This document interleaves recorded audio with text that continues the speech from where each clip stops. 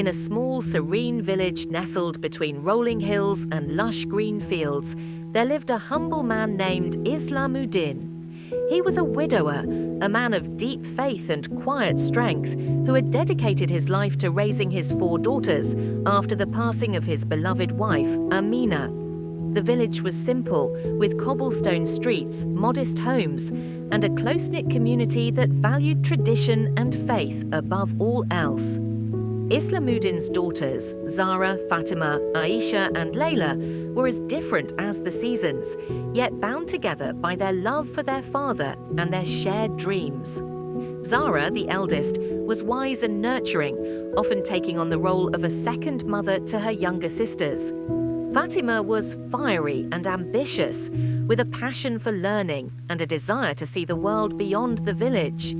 Aisha, the third daughter, was gentle and artistic, her hands skilled in weaving. Layla, the youngest, was a free spirit, her laughter echoing through the village like a melody. Despite their differences, the sisters were inseparable, and their father's love was the glue that held them together. Islamuddin worked tirelessly as a farmer, his hands calloused from years of toiling. He often told his daughters, "Allah has a plan for each of us. Trust in Him, and He will guide you." One fateful year, a terrible storm swept through the village, destroying crops and leaving many families in despair. Islamuddin's fields were ruined, and with no harvest to sell, the family faced hunger. The villagers came together to help one another, but resources were scarce, and Islamuddin knew he had to make a difficult decision. One evening, as the family gathered around a dimly lit lantern, Islamuddin spoke with a heavy heart. "My dear daughters, I must leave the village for a while to find work." The sisters were devastated. Zara pleaded, "Father, we cannot bear to be apart from you. Let us come with you." But Islamuddin shook his head. "The city is no place for you. Stay here, take care of one another, and trust in Allah. I will return as soon as I can." With tears, they watched him leave. The days turned into weeks and the weeks into months, but there was no word from Islamuddin.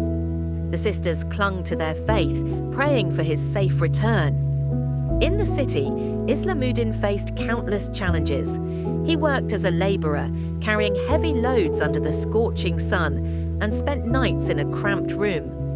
Despite the hardships, he never lost hope. He prayed daily for his daughters and trusted that Allah would guide him back to them.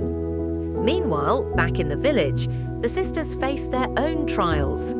Zara took on the responsibility of managing the household, while Fatima began teaching the village children. Aisha used her weaving skills to create beautiful garments, which she sold at the market, and Layla, though young, helped wherever she could,